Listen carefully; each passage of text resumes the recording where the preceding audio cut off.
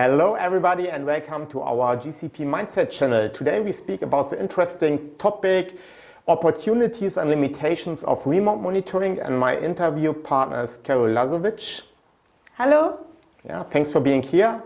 Enjoy the video.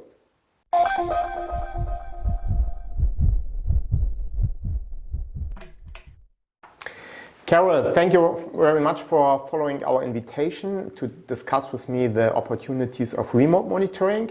But let's start with yourself. Can you tell us a little bit more about yourself? Thank you, Andreas, for inviting me here today to talk about one of the most essential tools in clinical monitoring. My journey started about 14 years ago when I left Kenya to move to Scotland to study pharmacology. I really wanted to venture into drug development, coming from a background where infectious diseases just didn't seem to come to a stop.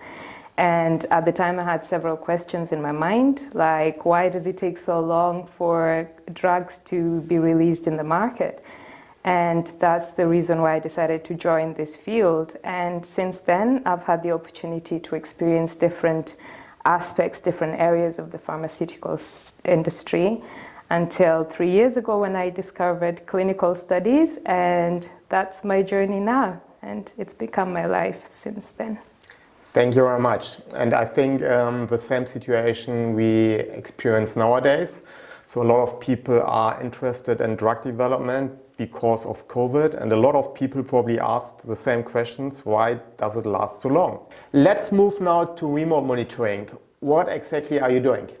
Yes, so I'm reviewing patients' clinical data in-house, maintaining an oversight of the clinical study, ensuring that it's being conducted according to ICH GCP, according to the protocol, and according to in-house SOPs. So when I'm looking at the patient's data, I'm ensuring that there's a cross-match between the data. For example, if I see medication recorded in the patient's concomitant medication, I expect to see a corresponding indication for it and the medical history, for example. And I'm looking at every data from screening all the way till the end of the study.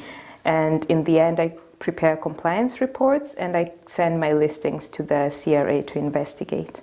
Okay, when you speak about clinical patient data, you speak about data in the CRF, case record form. Yes, so normally this data is collected from various sources like EDC, ePro for those that already have activated diaries, and I'm looking at all the data in the eCRF, ensuring that it's complete, for example. I'm checking that it's consistent. I'm comparing the data variation across the different sites and sometimes even across the patients. Yeah, but remote monitoring works only with an eCRF, correct? Remote monitoring is done, everything is in-house, so everything is electronic. You're looking at the data in the eCRF and yeah. Okay, that means when a sponsor decides to use a paper CRF because of cost-saving reasons, for example, then remote monitoring is not possible, correct? Correct. Yeah. On the other side, it means that you just can check the eCRF data or all EDC data, but you are not involved in any source data verification. No, I do not carry out any source data verification. This is normally carried out by the CRAs when they visit the site. What we do know, however, is over the past years or the recent years, studies have shown that 100% source data verification does not eliminate all data errors. So what we need to do is approach it differently. We need to be smart about how we handle our source data verification. Not all data needs to be verified. We can target critical data and send this to be source verified by the CRAs. In my experience, I've done source data review where sites are able to upload data securely to a platform, and this can be reviewed off-site. And this really also works. Okay, you mentioned the CRAs already a couple of times, or clinical monitors. What's the difference actually? It sounds like you're doing both the same. Well, I wouldn't say so. I like to separate the two. I like to think of it that we can work in parallel. So while I focus entirely on the data collected, using resources, I can focus on this data and analyze it off-site, while the CRA can focus on site-related activities, building the site to good strength, so we can both, in the end, we work together and bring the data to a high quality. Yeah, I mean, a lot of sponsors also demand that the CRAs on-site work very fast. And I think expecting then that you're working fast and focusing on data deviations and errors, that's too much. It doesn't work. Yeah? You can decide on very fast or very good. Absolutely. And I mean, they have a large volume of data sometimes to focus on. So to be able to eliminate all these errors on site can be a challenge for the CRAs. So this is why we're here. We can spend time on that, and then they can focus on other things. Okay, it sounds like an added value to clinical monitoring, which makes completely sense. But how do you measure the effectiveness of your added value? Yeah. Do you have any measures for that? Yes, so with remote monitoring, we are able to identify a majority of findings before an on-site visit. In fact, I believe it's over 90% we can even identify remotely.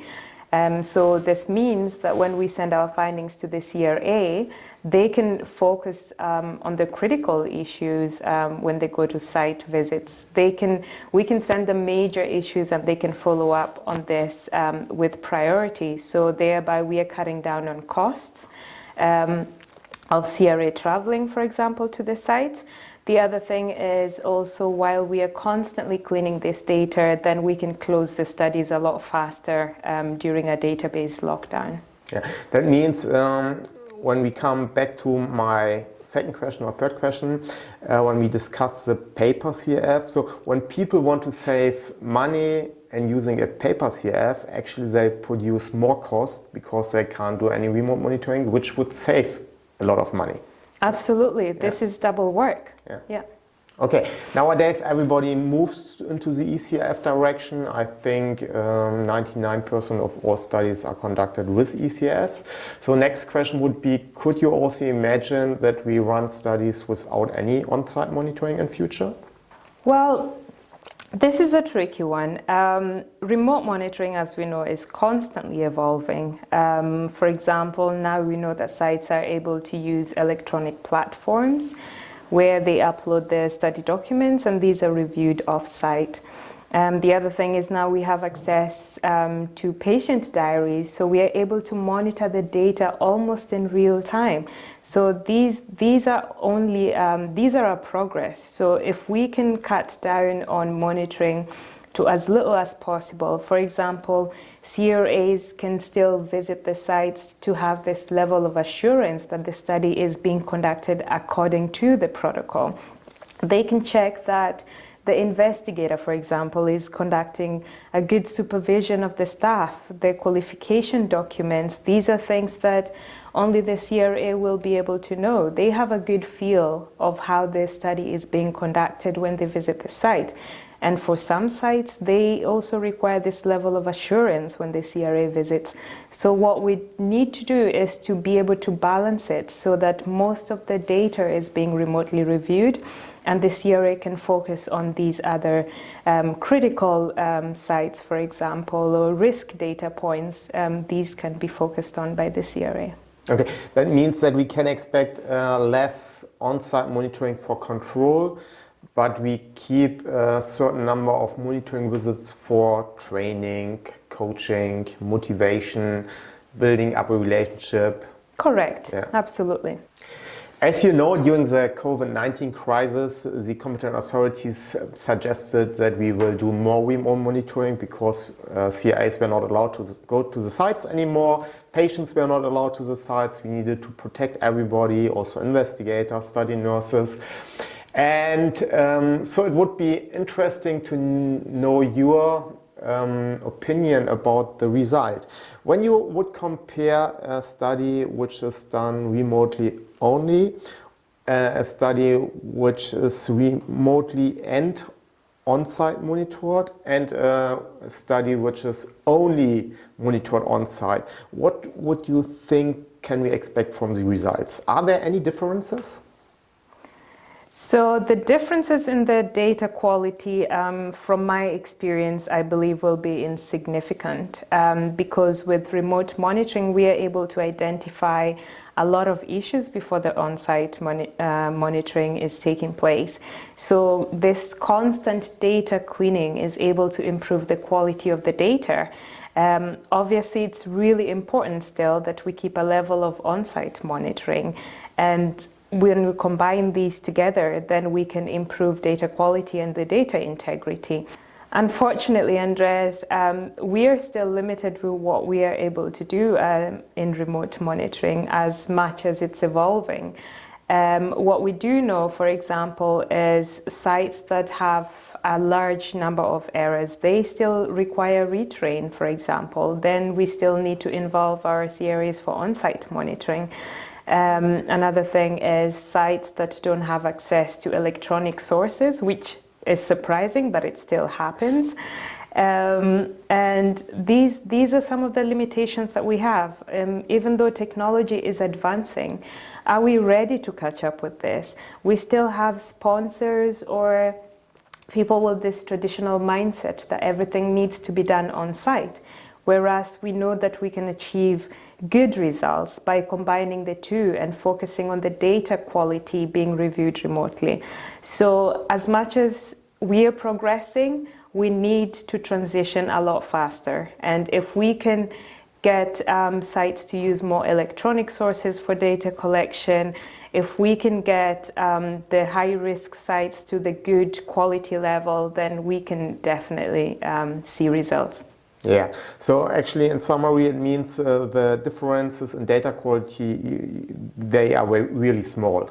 They're very small, yeah. And they're very small, and we'll notice. And all the deviations caused by COVID will be caused anyway, with on-site monitoring or without on-site monitoring, with remote monitoring and without remote monitoring. That's a different reason. Absolutely, yeah. We cannot eliminate these errors. With revision 2 of ICH E6, we got also the new requirement that remote monitoring activities need to be described in the monitoring plan. So according to your experience, how do we need to describe it? How detailed, what's important to make it understandable, what kind of data need to be remotely monitored? Yeah, a good monitoring plan, in my experience, should be as detailed as possible. It should mean an external person like an auditor or an inspector looks at the monitoring plan and they come across the remote monitoring. They should be able to understand the concept of it. They should be able to know what the remote monitors do. So I think our tasks should be described in the monitoring plan. What data sources are we using? How is the data being collected? What percentage of patients are being reviewed in case not all patients are being remotely reviewed? They should also be described. How the remote monitoring are collecting their findings, how they prepare these compliance reports, the communication, sources of communication, who do they get into contact with? These are all really important, and I believe also for the remote monitors, when we read this document, we should be able to understand in detail what's required. We should be able to know how findings are documented. What about unresolved findings? How are these handled? So I think it should be as detailed as possible. So it should not be only a plan, but also a really study-specific guide. Absolutely, it should be a step-by-step guide. Yes, and what's also really important is the frequency of the remote monitoring visits.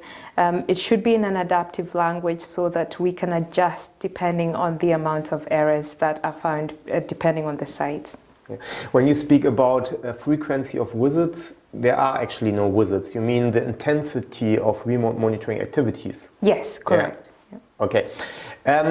I hope actually that also some beginners watch our videos who might be interested in finding a job in clinical research. And if you would describe the skill set of a remote monitor, what would you expect? Who finds the passion in remote monitoring? You can come from different backgrounds to join remote monitoring. But what's really important is this interest that you have. Is it interest for the medical side of things? Because you'll be focusing a lot on medical data. So having some scientific background would be beneficial to make your job easier. For example, before joining, you should have an idea of the good clinical practices. What does a protocol look like? I know it's basic, but these things will really make your job easier ahead of time. The other skills we need to remember is, as a remote monitorer, you have more an analytical mindset when you're looking at data. You're able to compare the data variation across the different countries. When you see the same sites are making the same mistakes, you can compare this pattern with a different country, a different region even. And I think this is really important to have this sort of mindset. You should be able to figure out non-obvious mistakes. For example, if you're looking at the patient's exclusion criteria from a protocol, and you notice that it says blood thinners are not allowed 10 days before the medical injection and up to 3 days after the injection has taken place. I will go and look at the duration. If I see it in the concomitant medications, I can be able to figure out if this is a deviation from the exclusion criteria, and this is a safety concern. So this is really important that we can focus on the data for long period of hours and still have this level of focus throughout the whole monitoring. And the other thing is you need to be a good problem solver. For example, you're raising queries in the ECRF. You understand what you're writing. Does the site understand what you're writing? You should be able to communicate, and this communication is adaptive. Not every single person that you're communicating with is able to understand things exactly the same way. Sometimes you need to adjust it depending on the area, on the region. But the good thing is that we all work in English, so that language barrier is not a major concern. That's the benefit of it. The other thing is also, as a remote monitor, you will be doing a lot of extensive learning. Obviously, you get training, you get all the resources, but how you develop your skills really depends on you as a person. So you need to have this passion to learn, be able to develop yourself as well. Take an example, an oncology study that requires RECIST 1.1 criteria to be used to evaluate the progression, the progressive disease. So you as a person, do you have this passion to know more about the RECIST 1.1 criteria? You can go and check yourself and see how do they analyze this, how do they calculate the lesion diameters, how do they know that this patient does not have progressive disease and the cancer is in remission stage. So these are things that you will be doing yourself outside of what you're required to do. So you need to have this interest to develop yourself as well.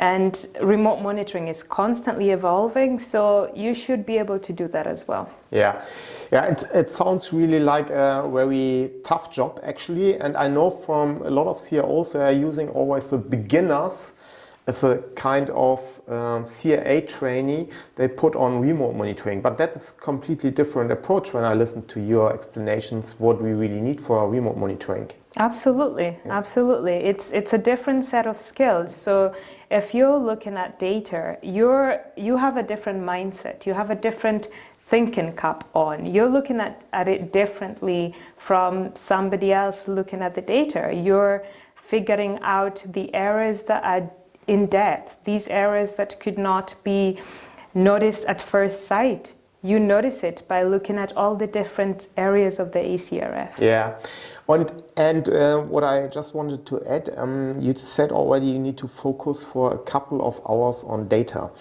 That also means the people need to be aware about the responsibility for their job. I mean, when you have a bad day, you know already in the morning you start and you cannot concentrate well, you should stop working because you can destroy everything.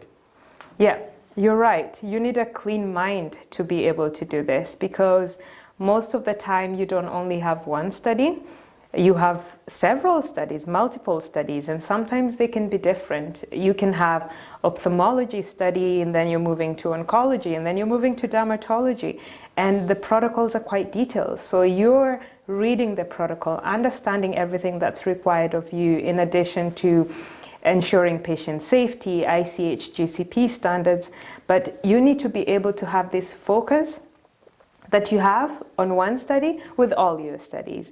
And this can be quite challenging. Okay, let's come to our sponsor recommendations.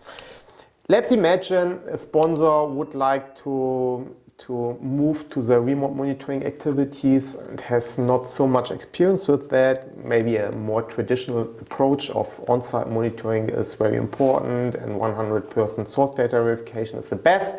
But now they want to take the risk and change the processes. What would you recommend? What's important when they start with remote monitoring? What should they keep in mind? So a sponsor wanting to try it out, I would recommend it, obviously. I would like to understand what kind of study we are dealing with here, the complexity of the study. I would understand what the sponsor wants, what sites are we dealing with. If it's sites that we've had before, for example, and we know they were compliant in different studies, this would be no problem at all. But if we're getting completely new sites that require a bit more indulgence on site, then we would recommend an adaptive approach depending on the risks that we are dealing with. So I would recommend the sponsor, once a risk assessment has been performed, and we can set, for example, a threshold on these kind of sites that require more on-site visits. But majority of the data review, I would recommend to be done remotely, depending on the study. Great, thank you very much, Carol. It was very interesting. What I learned is actually that remote monitoring is very important, very nice also to do, that we need certain people who can do that, but it's also not the 100% solution for every study, and it should always be done in combination, or it's better to do it in combination with on-site monitoring. Yes, absolutely. And I think if it's completely new to you and if you're unsure about anything, the best thing is to contact somebody who has more experience in this and can give you a bit more advice on how to conduct it. Yeah, thank you. Very good advice. I hope you liked our video, you learned something. Please leave your questions in the comment section and subscribe us. Take care. Bye-bye. Thanks. Bye.